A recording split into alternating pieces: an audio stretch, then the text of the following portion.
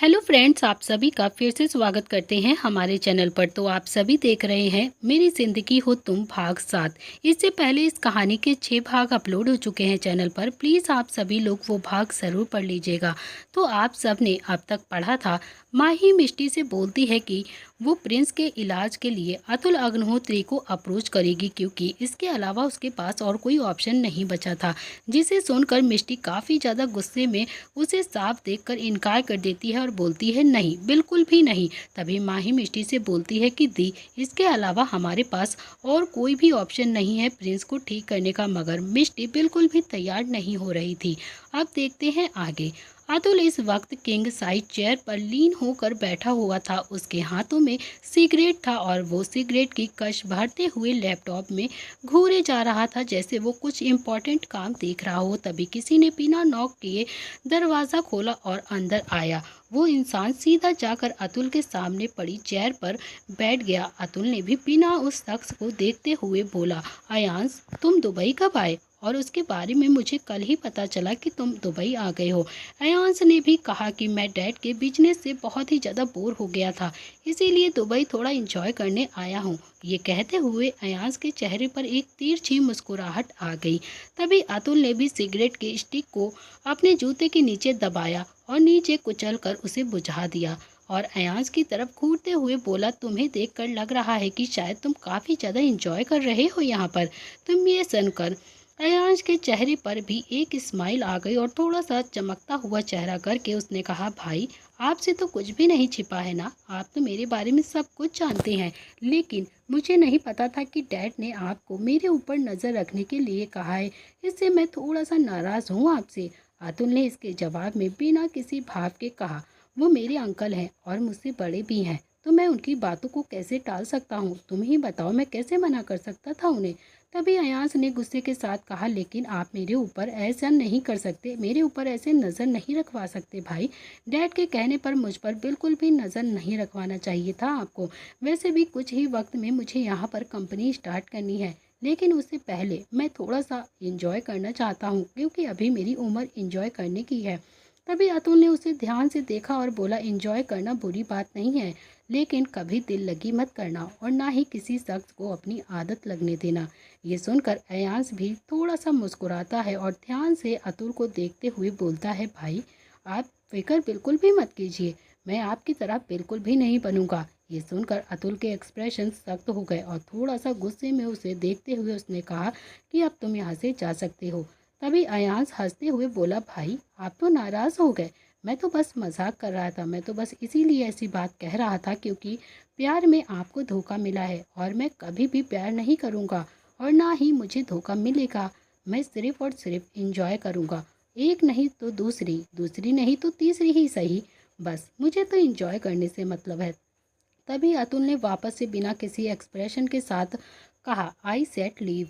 तभी अयांश ने फिर गहरी सांस लेकर कहा, ओके ओके भाई, आई एम सॉरी, आप गुस्सा क्यों हो रहे हो, मैं जा रहा हूँ, वैसे भी मेरे इंजॉयमेंट का वक्त हो गया है। ये कहते हुए उसके चेहरे पर एक तिरछी मुस्कुराहट आ गई और वो वहाँ से बाहर की तरफ निकल गया।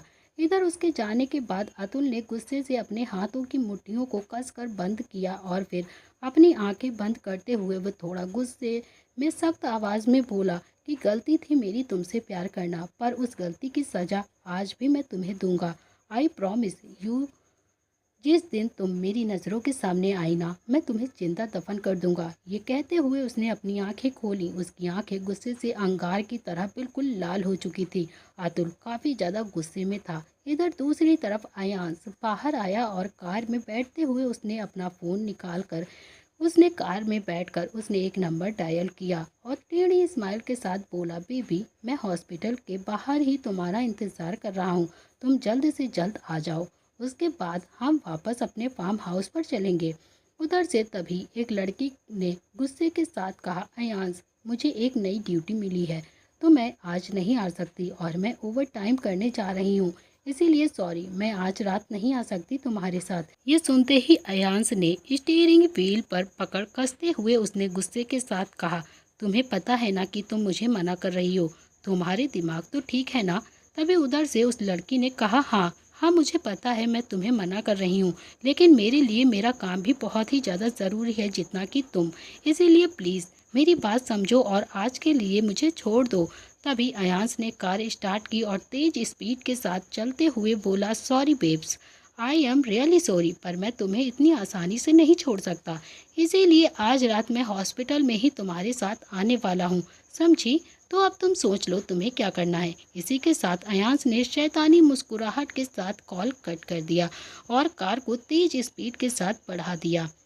इधर हॉस्पिटल में वार्ड के अंदर खड़ी लड़की ने गुस्से के साथ अपने फ़ोन को देखा और मन ही मन खुद से बोली, कशिश, तुमने अपने ही पैरों पर कुल्हाड़ी मार ली है। पता नहीं है ये पागल सन की इंसान कब तुम्हारा पीछा छोड़ेगा या छोड़ेगा भी या नहीं, और क्या अयान सच में यहाँ आएगा?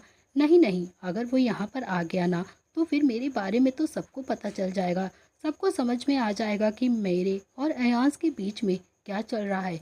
मुझे उसे रोकना होगा, किसी भी कीमत पर वो यहाँ पर नहीं आ सकता, लेकिन उसे रोकने के लिए तो मुझे उसके फार्म हाउस पर जाना होगा। पर मैं आज ऐसा नहीं कर सकती हूँ। मुझे प्रिंस ठाकुर नाम के बच्चे के केस भी हैंडल करना है। मेरा वहाँ पर जाना आज बहुत ही ज़्यादा ज़रूरी है। डॉक्टर के हिसाब से वो काफ़ी ज़्यादा क्रिटिकल केस है और मैं अभी इंटर्नशिप पर हूँ। मेरे लिए बहुत अच्छा मौका है ये। ऐसे क्रिटिकल केसेस को हैंडल करना का मौका मुझे बार बार नहीं मिलेगा। मैं क्या करूं? मुझे तो कुछ समझ में ही नहीं आ रहा था। तभी वो अभी बड़बड़ा ही रही थी और कंफ्यूज थी कि तभी वहां पर डॉक्टर आए और उन्होंने कशिश को एक फ़ाइल देते हुए कहा, ये प्रिंस के केस की फ़ाइल है और इसमें प्रिंस के मॉम और उसकी मासी का नंबर भी है।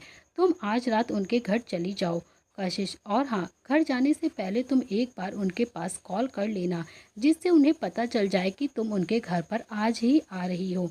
और हाँ, ध्यान रहे सब कुछ अच्छे से करना। इसके जवाब में कशिश ने भी हिचकिचाते हुए डॉक्टर को देखते हुए कहा, सर क्या मैं कल जा सकती हूँ? तभी डॉक्टर ने उसे हैरानी से घूरते हुए कहा, नहीं, तुम्हें आज ही जाना होगा कशिश। तुमने तो खुद ही कहा था ना कि तुम आज से ही अपना काम शुरू करोगी, फिर ऐसे मना क्यों कर रही हो?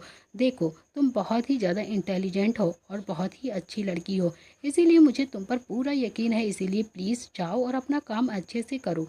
ये सुनकर कशिश ने हिचकिचाते हुए अपना सिर हिला दिया और फिर वो फाइल और अपना फ़ोन लेकर हॉस्पिटल से बाहर निकल आई। लेकिन उसके दिल में बहुत ही ज़्यादा हड़बड़ाहट के साथ घबराहट भी हो रही थी। लेकिन जैसे ही वो हॉस्पिटल के गेट पर पहुंची, एकदम से उसके सामने एक कार आकर रुक गई और कशिश हैरान होकर, कशिश ने जैसे ही अपने सामने उस कार को देखा, वो अपनी जगह पर ही रुक गई एकदम से और फिर अपने इधर उधर देखने लगी। अपने हाथों की मुट्ठियां उसने बना ली थी। तभी उस कार से अयांश बाहर निकला और कशिश की तरफ अपने कदम बढ़ाते हुए बोला, मैंने तुमसे पहले ही कहा था ना कि तुम मुझसे नहीं बच सकती, तुम मुझे एक रात भी नहीं छोड़ सकती, तो तुमने कैसे सोच लिया कि मैं तुम्हें इतनी आसानी से जाने दूंगा? कशिश ने तुरंत गुस्से के साथ बोला, अयांश, देखो, अभी के अभी यहाँ से चले जाओ। मैं इस वक्त अपने केस को हैंडल करने जा रही हूँ, जो कि बहुत ही ज़्यादा इम्पोर्टेंट है मेरे लिए, और वो केस बहुत ही क्रिटिकल है। मैं तुम्हारी कोई भी बदतमीजी नहीं झेलूंगी इस वक्त। इसके जवाब में अयांश ने उसके पास आया और गुस्से के साथ उसकी कलाई को पकड़ते हुए बोला, लगता है तुम्हें बदतमीजी का सही मतलब बताना ही होगा। तुम्हें पता ही नहीं है बदतमीजी होती क्या है, और ये आज मैं रात में ही तुम्हें बताऊंगा। ये कहते हुए उसे उसने खींच लिया और अपनी कार में ले जाने लगा। कशिश ने डरते हुए तुरंत कहा, नहीं, प्लीज़ छोड़ दो, छोड़ दो मुझे अयांश, प्लीज़, मैं तुमसे रिक्वेस्ट कर रही हूँ। मैं तुम्हें कभी भी कुछ भी नहीं कहूँगी, लेकिन प्लीज़ यार, आज के लिए मुझे छोड़ दो, मुझे जाने दो। सच में उस बच्चे की हालत ठीक नहीं है, जल्द से जल्द मुझे इसका चेकअप करना ही होगा। प्लीज़ यार, तुम्हारे अंदर दिल क्यों नहीं है? तभी अयांश ने उसे कार के अंदर धक्का दिया और खुद ड्राइवर सीट पर आकर बैठते हुए बोला, मेरे अंदर दिल नहीं है, क्योंकि तुम्हें तो पता ही है ना, मैं तुमसे दिल से नहीं दिमाग से हूँ तुम्हारे साथ। अभी वो अपनी बात को पूरी करता कि उससे पहले ही कशिश काफ़ी गुस्से से चिल्लाते हुए बोली, अयांश, बस करो अपनी ये बकवास। आपने ये दिल और दिमाग का खेल मुझे नहीं समझना है। तुम्हारी ये दिल और दिमाग का खेल। मैं अब और नहीं सह सकती, प्लीज़ मुझे अभी के अभी कार से बाहर निकालो, मुझे बाहर जाना है, मैं आज कुछ भी तुम्हारे मन का नहीं कर सकती। ये कहकर वो जैसे ही कार से बाहर जाने को हुई, उससे पहले ही कार लॉक हो गई। ये देखकर अब कशिश घबराते हुए बोली, अयांश प्लीज़ प्लीज़ मैं तुमसे रिक्वेस्ट कर रही हूँ यार, ऐसा मत करो मेरे साथ। तभी अयांश उसे ध्यान से देखते हुए बोला, क्या क्या कहा तुमने? तुम्हारे लिए ये किस बहुत ज़रूरी है? इसके जवाब में कशिश की आंखों में से आंसू आ गए और उसने कहा, हाँ अयांश, बहुत ही मुश्किल से मुझे ये जॉब मिली है और उस बच्चे के केस को हैंडल करना बहुत ही ज़्यादा ज़रूरी है। मैं तुमसे प्रॉमिस करती हूँ, सच में कल मैं एक रात के बदले तुम जो जो मुझे करने के लिए कहोगे ना, मैं वो सब कुछ करूँगी, लेकिन प्लीज़ अभी के लिए मुझे जाने दो। जब कशिश ने ये कहा तो अयांश की आंखों में एक शैतानी मुस्कुराहट आ गई और वो थोड़ा दिमाग चलाते हुए बोला कि फिर वो कशिश को ध्यान से देखते हुए बोला, क्या तुम सच कह रही हो? मैं जो जो करने के लिए बोलूँगा वो सब करोगी तुम? इसके जवाब में कशिश के चेहरे पर एक लाचारी आ गई और उसे पता था कि अयांश उसके साथ क्या करेगा और उसे क्या करने को बोलेगा, लेकिन फिर भी उसने अपना सिर नीचे झुकाया और अपने आंसू को साफ करते हुए बोली, हाँ हाँ, तुम जो भी बोलोगे मैं वो सब करूँगी, लेकिन अभी के लिए मुझे यहाँ से जाने दो, मैं तुमसे रिक्वेस्ट कर रही हूँ। इसके जवाब में अयांश ने कहा, गुड गर्ल, फिर कल याद रखना तुम्हें ही सब कुछ करना होगा, क्योंकि मैं भी तुम्हारे साथ ज़बरदस्ती कर करके थक गया हूँ। अब मैं चाहता हूँ कि तुम मुझे प्यार करो, तुम मेरी हवस को मिटाओ। ये सुनकर कशिश ने बस अपना सिर नीचे झुका लिया और फिर उसने धीरे से कहा, प्लीज़ प्लीज़ अब मुझे कार से बाहर निकालो, मुझे जाना है। लेकिन तभी अयांश ने कहा कि मैं तुम्हें ड्रॉप करूँगा, कहाँ है उसका घर? ये सुनते ही कशिश ने उसे मना करते हुए कहा, नहीं नहीं, इसकी कोई भी ज़रूरत नहीं है, मैं खुद टैक्सी से चली जाऊंगी। तभी अयांश ने कहा, क्या क्या कहा तुम? मुझे मना करोगी? यह सुनकर कशिश चुप हो गई और फिर उसने आखिर में अपना बैग से उसने अपना फ़ोन निकाला और लोकेशन उसे दिखाते हुए बोली कि यहाँ यहाँ से थोड़ी ही दूर पर है। और अयांश ने एक नज़र उस लोकेशन को देखा और फिर कार स्टार्ट कर दी।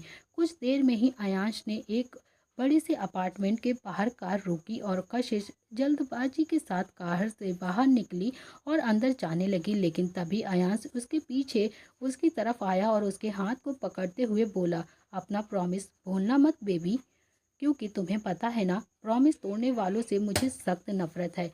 मुझे ये सुनकर कशिश ने नफरत के साथ कहा, तुम फिक्र मत करो अयांश, मैं अपना प्रॉमिस बिल्कुल भी नहीं भूलूंगी। तुम जो बोलोगे मैं वो सब करूंगी, पर अभी के लिए मुझे जाने दो। लेकिन तभी अयांश आगे बढ़ा और उसने ज़बरदस्ती कशिश को किस कर लिया और कशिश तुरंत अपने आप को छुड़ाते हुए थोड़ा डरते हुए बोली, क्या क्या कर रहे हो अयांश, छोड़ो मुझे, यहाँ पब्लिक प्लेस है, कोई देख लेगा हमें। लेकिन अयांश उसे गहराई से किस करता रहा, उसने कशिश को एक पल के लिए भी नहीं छोड़ा। कशिश की आंखों से आंसू निकलने लगे और वो लगातार अयांश को खुद से दूर धक्का देते हुए बोल रही थी कि छोड़ दो मुझे अयांश। लेकिन तभी किसी ने अयांश के कॉलर को पकड़कर पीछे से उसे मोड़ लिया। तभी कशिश से दूर करते हुए वो गुस्से से बोली, हाउ डेयर यू, तुम्हारी हिम्मत कैसे हुई एक लड़की के साथ ज़बरदस्ती करने की? उस आवाज़ को सुनते ही कशिश के साथ ही साथ अयांश भी पीछे मुड़कर देखने लगा। इस वक्त माही गुस्से के साथ खड़ी हुई थी, अयांश को घूरे जा रही थी। तभी माही को देखकर अयांश एक पल के लिए चुप रह गया और वो उसे ध्यान से ऊपर से नीचे तक घूरने लगा। जैसे ही कशिश ने माही को वहाँ पर देखा, उसे कुछ याद आया और वो तुरंत ही हड़बड़ाहट के साथ बोली, मैडम क्या आप ही उस बच्चे की माँ हैं जिसका केस मैं हैंडल करने के लिए आई हूँ? उसके जवाब में माही ने भी कशिश को हैरानी से देखकर कहा, तो क्या वो तुम ही हो जो प्रिंस के लिए आई हो, जिसे मिस्टर गुप्ता ने भेजा है यहाँ पर? इसके जवाब में कशिश ने तुरंत अपने आंसू को साफ किया और खुद को संभालते हुए बोला, हाँ मैडम, मैं वही हूँ, चलिए अंदर चलते हैं वरना लेट हो जाएगा। ये कहकर वो जाने लगी, लेकिन तभी माही ने उसके हाथ को पकड़ लिया और उसे अपनी तरफ करते हुए बोली, रुको, पहले मुझे ये बताओ कि ये लड़का कौन है और ये लड़का तुम्हारे साथ ज़बरदस्ती क्यों कर रहा था? ये कहकर माही गुस्से से अयांश को देखने लगी और फिर वहीं अयांश भी अपने हाथ को फोल्ड करते हुए माही को घूर कर बोला, मुझे ऐसा क्यों लग रहा है कि जैसे मैंने तुम्हें कहीं देखा है? यह सुनकर माही ने थोड़ा गुस्से के साथ कहा, कुछ भी हो, कुछ समझ में नहीं आ रहा। और वैसे भी वो अयांश को घूरते हुए बोली, लेकिन मैंने तुम जैसे घटिया लड़के को पहले कभी नहीं देखा होगा, ये मुझे अच्छे से पता है। ये सुनकर अयांश ने गुस्से के साथ कहा, जस्ट शट अप। और तुम पता भी है ना कि मैं कौन हूँ? इसके जवाब में माही ने अकड़ के कहा कि मुझे ये जानने में कोई भी इंटरेस्ट नहीं है कि तुम कौन हो और कौन नहीं, लेकिन मैं बस इतना जानती हूँ कि जो मुझसे जुड़ा होगा ना, अगर तुमने उसे अब दोबारा परेशान करने की कोशिश भी की ना, तो मुझसे बुरा कोई नहीं होगा। ये सुनकर अयांश ने गुस्से के साथ कहा, तुम बहुत ही बड़ी गलती कर रही हो, तुम्हें इसकी सज़ा ज़रूर मिलेगी। इसके जवाब में माही ने भी उसे देखते हुए कहा उसी लहजे के साथ, तुम कौन होते हो? तुम कोई जज तो हो नहीं जो मुझे सज़ा दोगे। मैंने ऐसा कुछ भी गलत नहीं कहा है वैसे भी, बल्कि गलत तो तुम कर रहे थे इस लड़की के साथ। तुम्हें इसकी सज़ा ज़रूर मिलेगी। तुम इसके साथ ज़बरदस्ती करने का कोई भी हक नहीं है तुम्हें। अब यहाँ से चले जाओ वरना मैं पुलिस को बुलाऊंगी। ये सुनकर अयांश के चेहरे पर शैतानी मुस्कुराहट आ गई। वहीं कशिश ने ये सब देखकर तुरंत डरते हुए माही से बोला, मैडम आप गलती कर रही हैं इससे ये बोल कर। ये पुलिस से नहीं डरता है, आपको पुलिस को बुलाने की कोई ज़रूरत नहीं है। ये बहुत ही बड़ा आदमी है, आपको नहीं पता है, पर इसके आगे पुलिस भी अपना सिर झुका लेती है। ये सुनकर माही ने थोड़ा हैरान होते हुए एक नज़र अयांश को देखा और फिर कशिश से बोली, ये इतना भी कौन सा बड़ा इंसान है जिसके आगे पुलिस वाले भी अपना सिर झुकाते हैं? मुझे तो समझ में ही नहीं आ रहा है, ऐसा भी क्या है इसके अंदर? वैसे भी उसने गलत किया है तो कानून का फर्ज बनता है कि वो गलत इंसानों को सजा दे।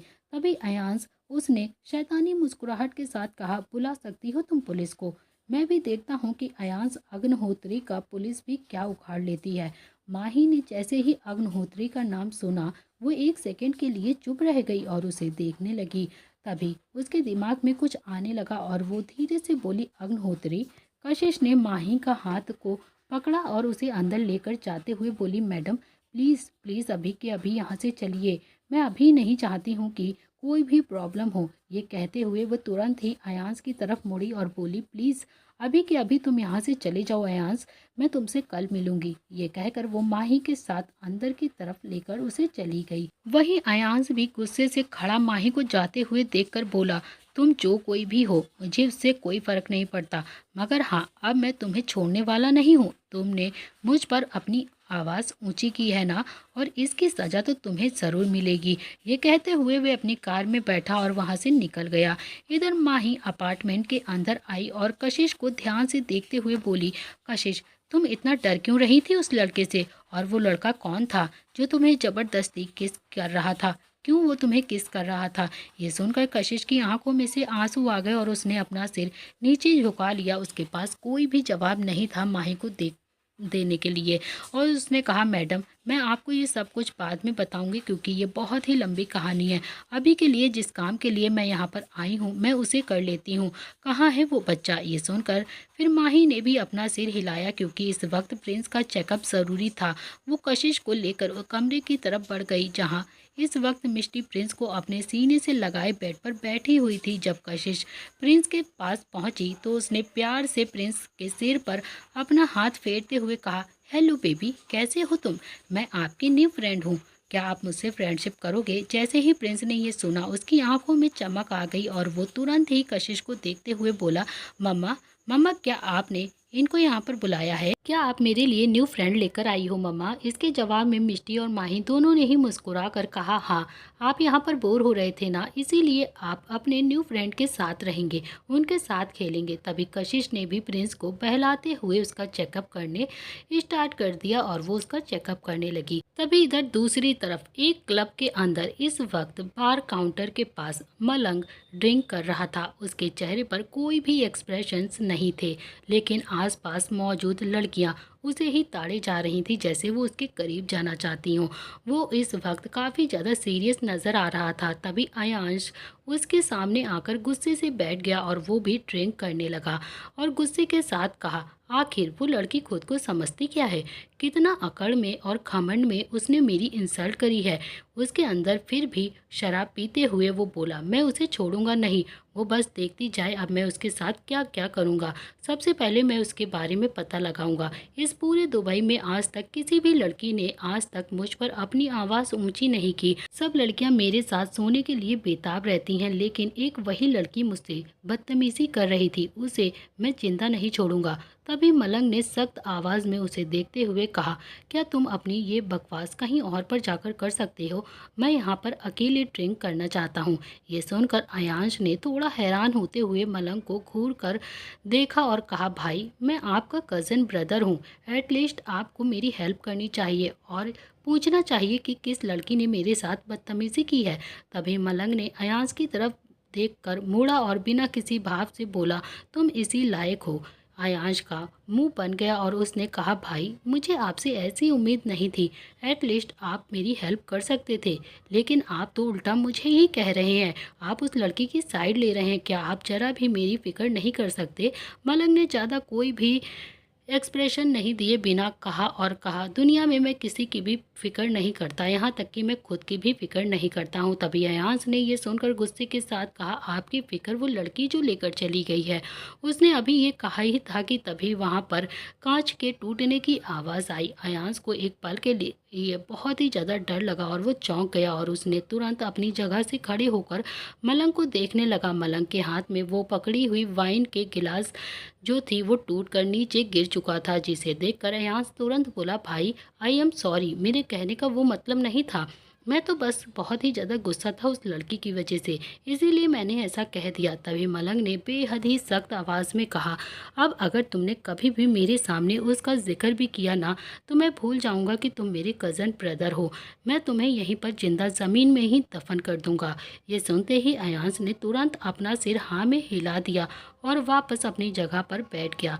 फिर मलंग वापस से ड्रिंक करने लगा। तभी अयांश ने मलंग को देखकर कहा, लेकिन भाई पता नहीं क्यों जब भी मैंने उस लड़की को देखा था ना, तो मुझे ऐसा अजीब सा महसूस हुआ जैसे मैं उससे पहले मिल चुका हूँ। मुझे ऐसा लगा जैसे मैंने उसे पहले कहीं देखा है, पर मुझे ठीक से याद नहीं है। पर वैसे आप उस लड़की का नाम सुनते ही इतना ज़्यादा गुस्से में क्यों आ जाते हैं भाई? आपने अभी तक ठीक से मुझे उसकी फ़ोटो तक नहीं दिखाई है और ना ही उसके बारे में मुझे कुछ अच्छे से बताया है।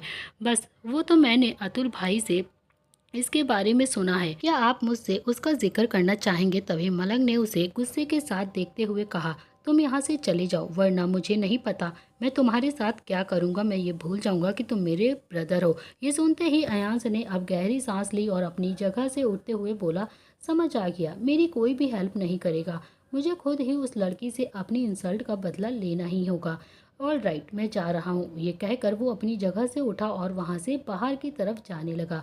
लेकिन तभी उसके फ़ोन में एक मैसेज आया। उसने जब वो मैसेज देखा तो अपनी जगह पर ही रुक गया और उस मैसेज में कुछ डिटेल्स थी। जैसे ही उसने उस डिटेल को पढ़ा, उसने तुरंत गुस्से के साथ चिल्लाते हुए कहा, तुम माही ठाकुर हो, अब देखो मैं तुम्हारे साथ क्या करता हूँ। जैसे ही उसने माही ठाकुर का नाम लिया, अचानक से मलंग के एक्सप्रेशंस पूरी तरह से डार्क हो गए और दूसरे ही पल वो मुड़कर अयांश को घूरने लगा। वहीं अयांश ने तुरंत मलंग की तरफ देखकर एक्साइटमेंट के साथ कहा, भाई फाइनली मुझे उस लड़की के बारे में पता चल गया है, उसका नाम माही ठाकुर है। अब आप देखिए मैं उसे कैसे सबक सिखाता हूँ, उसने मेरी इंसल्ट करने की कोशिश की थी ना। ये कहते हुए अयांश मुस्कुराया और मलंग को देखने लगा, लेकिन मलंग को देखकर उसे कुछ समझ में नहीं आया। उसने कहा, क्या हुआ भाई, आपके एक्सप्रेशंस कुछ ठीक नहीं लग रहे हैं, कोई प्रॉब्लम है क्या? Are you right? ओके, मलंग ने कहा। इसका कुछ भी जवाब नहीं दिया और फिर वो वापस ड्रिंक करने लगा। उसको कुछ भी समझ में नहीं आया और उसने ना समझी में अपने कंधे सहलाते हुए वो वहाँ से सीधा बाहर की तरफ चला गया, अपने विला की तरफ। इधर दूसरी तरफ कशिश प्रिंस को अपने हाथों से खाना खिला रही थी। मिष्टी और माही ये सब देख रही थी। तभी मिष्टी ने कहा, ये लड़की बहुत ही अच्छी है, प्रिंस इसके साथ कितने अच्छे से कंफर्टेबल हो गया है ना माही, वरना मैं तो सोच रही थी कि कैसे ये रहेगा, ये मेरे या तुम्हारे अलावा किसी के साथ खाना तक नहीं खाता है। मुझे लगता है कि मिस्टर गुप्ता से तुम्हें बात करना चाहिए और इसे ही हमारे प्रिंस को हैंडल करने के लिए परमिशन ले लेनी चाहिए। ये सुनकर माही ने मुस्कुराते हुए मिष्टी से कहा, ओके दी, मैं अभी जाकर मिस्टर गुप्ता के पास कॉल कर लेती हूँ। ये कहकर वो वहाँ से बाहर चली गई। इधर कशिश ने प्रिंस को डिनर कराया और उसे बेड पर सुलाते हुए उसके सर पर हाथ रखे हुए बोली, कल मैं आपको चॉकलेट दूंगी, लेकिन उससे पहले आपको ये वाली कैंडी खानी होगी।